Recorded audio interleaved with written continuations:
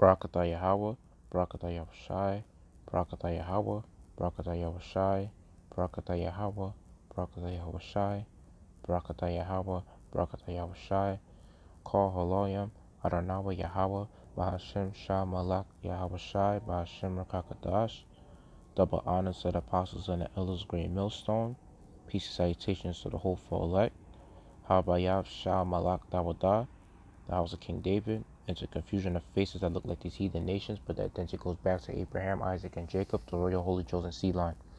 Shalom. Okay, so I see from the article, Business Insider, it says, here's how the military will actually fight against Godzilla, which is Leviathan from the Bible, and it shows you that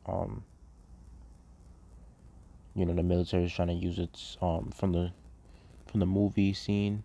They show you a picture that the military using their firepower against Godzilla.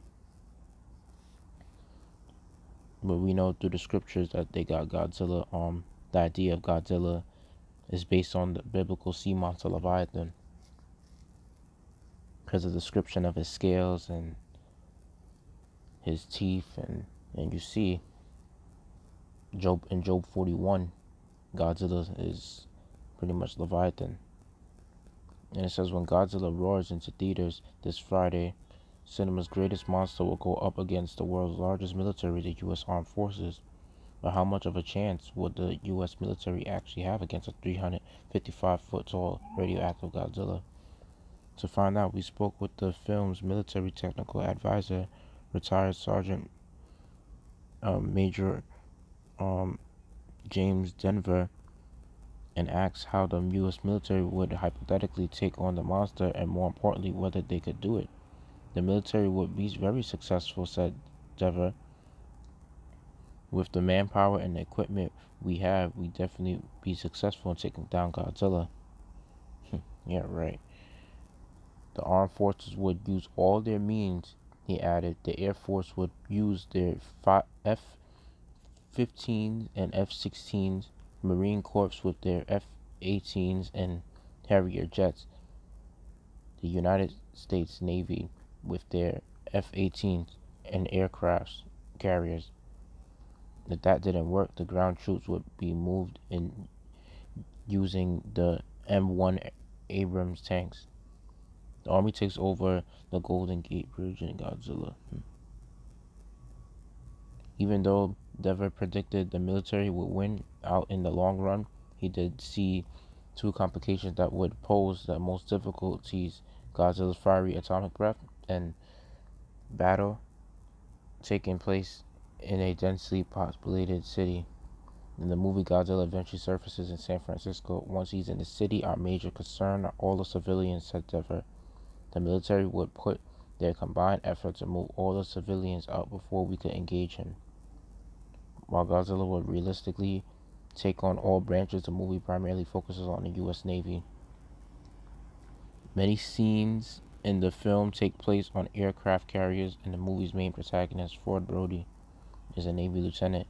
According to Dever, the use of Navy makes sense given its use of ships, sonars, and submarines would have the best advantage at tracking and taking down the amphibious monster. The Navy have the advantage of tracking and following in the air and in the seas, Dever told us. Another pressing question in a real-life battle with Godzilla would be if the U.S. would consider using a nuclear weapon, especially considering the monster's radioactive history. Dever said it may be an option if the military felt it could work. However, the ultimate decision would come from the president and would be used after civilians were evacuated. So he added that even though the battle would be unlike any other, it wouldn't be too long before Godzilla was eventually destroyed. It's not a known thing, monsters, said Dever, but we'd give it our best and hope we could go down in a day or two. And you see, that's one thing about Esau. He's very prideful. He thinks just because he has his military and all his weapons and that how he's able to have all these other nations to give up their resources to him. He really thinks that he could fight against such a creature like Godzilla, or such a creature as the Leviathan.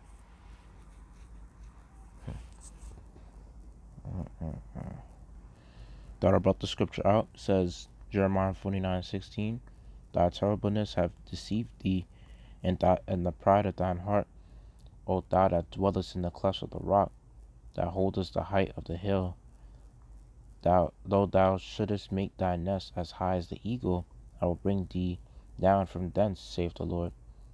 And you see, when you go into what the eagle is, that's talking about, like, that's the America symbol. That's their most favorite symbol, is the bald eagle behind the dollar bill. So that's mostly talking about America. And when it says that, O thou that dwells in the clefts of the rock, who you think came from the caves and stuff like that? That's talking about Esau, the so-called white man. So, then it shows you in the scriptures who Esau really is. That's why it says also, Edom shall be a desolation. Everyone that goeth by it shall be astonished and shall hiss at all the plagues thereof. And yeah, and Leviathan is talking about, that's like in Job 41, it said that the Most High is going to send out Leviathan, and it tells you. Let me get that out. Job 41. Just want to make this clear. It tells you right here.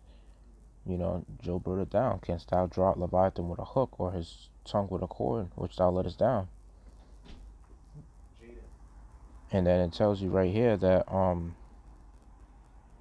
it says his scales are his pride, shut up together with a close seal. One is so near that no air can go to them. And it also tells you that what do you call it? It also says, like, the sword of him that layeth at him cannot hold, the spear, the dart, nor the hammer of Gion. He esteemeth iron and straw, and brass is rotten wood. The arrow cannot make him flee. Sing stones are turned to him with him into stubble. Darts are counted as stubble. He laugheth at the shaking of a spear. So basically, no matter how much weapons you throw at Leviathan, it's not going to work. Leviathan is like, he's a creature way beyond your understanding, Esau. Just to let you know that. And this creature is going to visit you. And it's probably maybe during the time of World War III, when nuclear missiles is going out and these other nations are fighting against each other. Leviathan might pop out, because it's going to be a lot of bombing, and that might wake up Leviathan, so he might just come out there and then. But other than that, it's like, you can't fight against this creature. That's my main point I'm trying to say. Don't think we're talking about no physical arrow or any physical spear or like a dart, like those actual weapons that you call like a, there's a physical spear and there's actual like arrow. He's not, the Most High meant like any type of sword is not going to work against the Leviathan.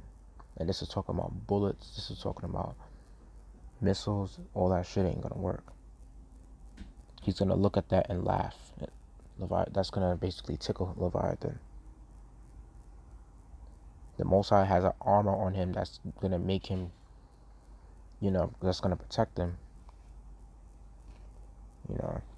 And it tells you, like it said earlier in the scriptures, like, he's not going to make any supplications with you.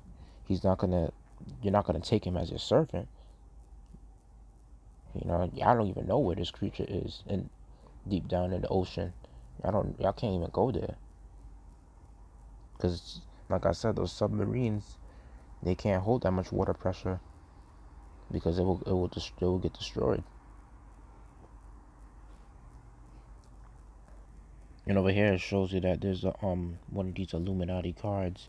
It shows you that it says atomic monster, and they had like a Illuminati card game. It's like where they had like all the cards that kind of predict like the future events that might take place, that will take place on this country and all around the world. So yeah, and they know through the spirit that Leviathan will come out at some point in time, as it says in the Bible. Those upper elites, they know that. And that article that I read to you was actually in 2014, and that movie about Pacific Rim was in 2013, and it was mostly talking about how Leviathan, how because Esau thinks that he could fight against the sea monsters with um with his technology. And then you also see that hold on, and it shows you right here. They they think that they they can make any type of technology that's gonna fight against the what the Most High has in store for them. That's how Esau thinks he is. He thinks because he has the technology to take over any other countries, and he thinks that his technology could it could destroy countries and stuff like that. He thinks that he could fight against anything the Most High will send him his way. So yeah, this man Esau is very prideful. In the scriptures, the Most High said, pride goeth before destruction. Roughly paraphrasing. So, Esau don't know what's in store for him yet, because there's some creatures out there that, like I said, it's not only just Leviathan. There's other creatures out there too that the Most High is gonna send against Esau for his judgment.